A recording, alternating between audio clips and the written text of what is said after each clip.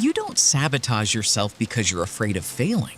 You've been failing for years. You know exactly what that feels like, and you've survived it every time.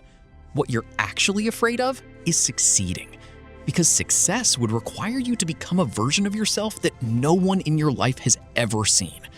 And some part of you learned very early that being seen that clearly, being that changed, that exposed, that different, is the most dangerous thing a person can do. This is not a fear of the spotlight. It is a fear of what happens after the spotlight, of having to maintain something you were never supposed to have, of crossing a line that nobody in your family crossed, of becoming someone who can no longer explain themselves to the people they grew up with. What you're about to hear is not a diagnosis. It is a description. And the reason it will feel familiar is because the pattern you're about to recognize has been running underneath every major decision you've made for longer than you realize. His name is Daniel. He's 38 years old. Right now, he is sitting in the parking lot of a glass office building, the kind of city where those buildings mean something. He had a job interview 40 minutes ago. He knows it went well. He could feel it in the room, in the way the conversation shifted, in the moment when the hiring manager leaned forward. And now he is sitting in his car, and instead of feeling relief or excitement, he is already composing the email he will send tomorrow to politely withdraw his application. He does not know why. That is what we are going to talk about. The explanation most people reach for sounds reasonable. Low self-esteem, imposter syndrome, not feeling ready. And there is truth in those words. Enough truth that the explanation sticks. You've said the timing isn't right enough times that it no longer sounds like an excuse. It sounds like self-knowledge. Daniel tells his partner that he withdrew because the role wasn't quite the right fit. He says it calmly. He has already half convinced himself. The explanation is so clean that it requires no further investigation.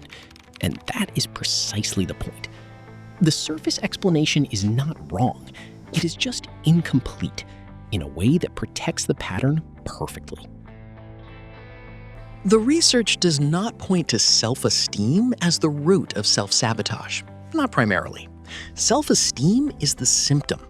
What behavioral science points to is something more precise, more disturbing, and significantly harder to dismiss. The pattern is not about how you feel about yourself, it is about who you have been authorized to become. Roy Baumeister spent years studying what he called self-defeating behavior, the paradox of people acting against their own stated interests in ways that are not impulsive, not irrational, but quietly systematic. His finding was not that people lack confidence, it was that people have an identity ceiling, an internal threshold of success that their sense of self can accommodate without triggering alarm. And when they approach that ceiling, the system does not fail, it corrects. You felt this, not abstractly, specifically.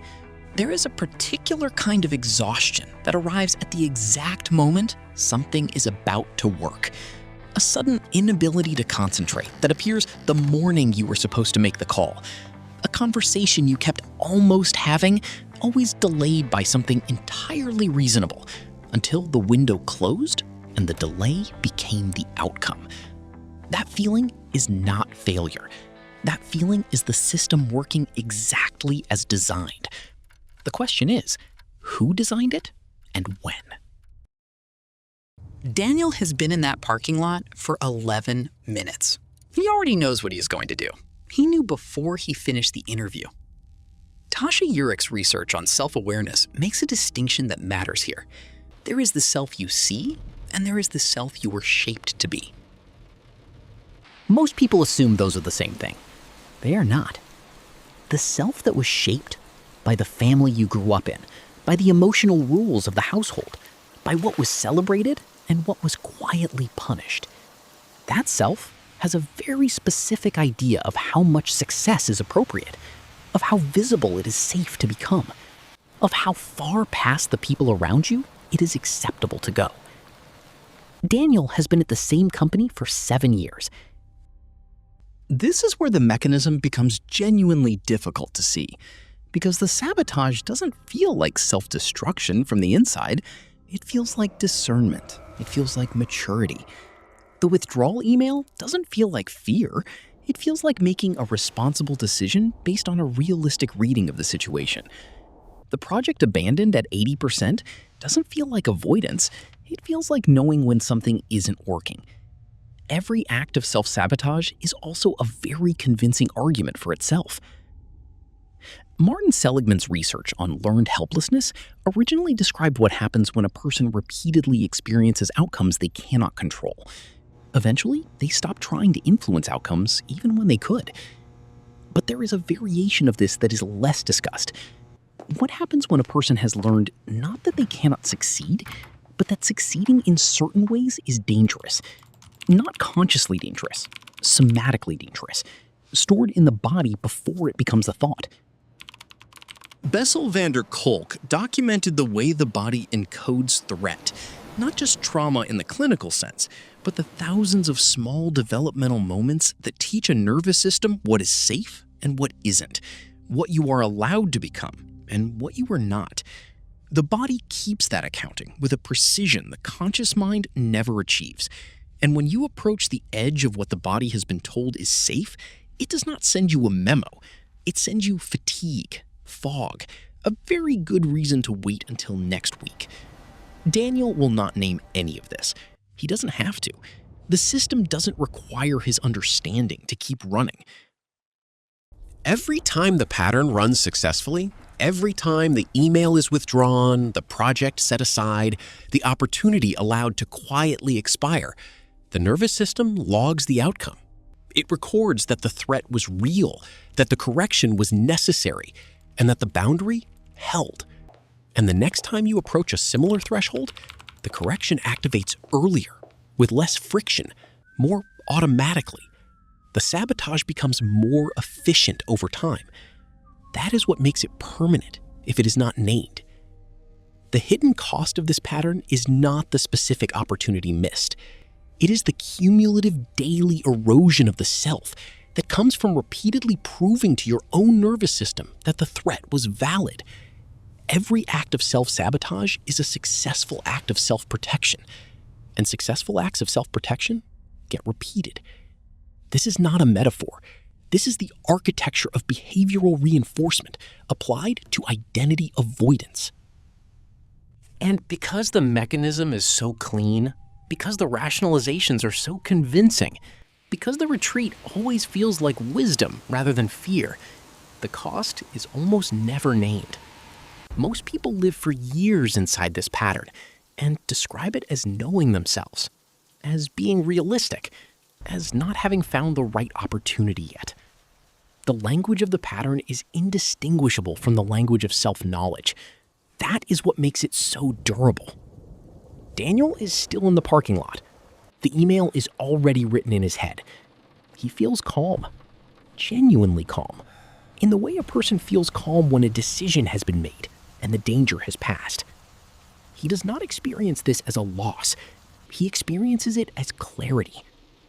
That is the part that stays with you once you see it, not the drama of destruction, the absolute ordinary calm of a man choosing, one more time, the version of himself he already knows how to be. Here is what the research does not say, but what all of it points toward. The pattern is not a flaw. It is not dysfunction. It was, at one point, an entirely rational adaptation to an environment that gave it very specific feedback about what happened to people who exceeded what they were given. The adaptation was correct, once. The problem is that the environment changed, and the adaptation did not. You didn't fall short. You made yourself fall short. Not because you wanted to fail, but because some part of you decided, without your conscious consent, that arriving would be more dangerous than not arriving. That being seen at that scale, being that changed, that exposed, that far past the ceiling, would cost something the nervous system was not willing to spend. You already know this is a choice. You have known for a while. Not the specific mechanism. You may not have had those words before, but the feeling underneath it.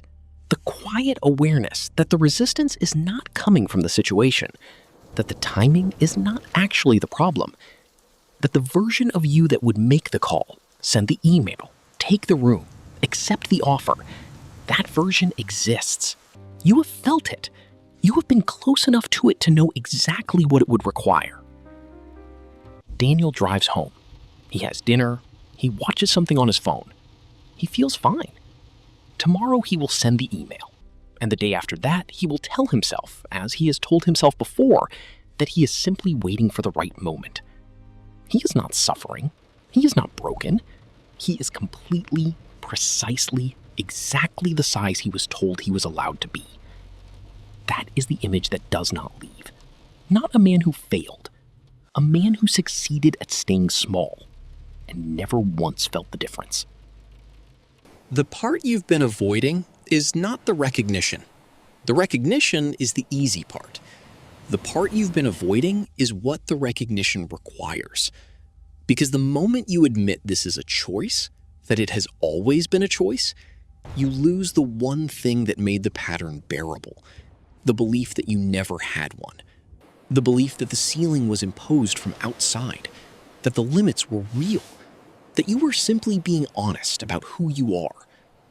Once you see the mechanism clearly, that belief is no longer available to you. And what is left in its place is something much harder to sit with. The understanding that you have always been the one deciding how far you go. That you have always been the one holding the line. Not because you were broken, but because somewhere, some version of you decided that was the only safe thing to do. And the question, the only one that matters now, is whether that decision still belongs to you.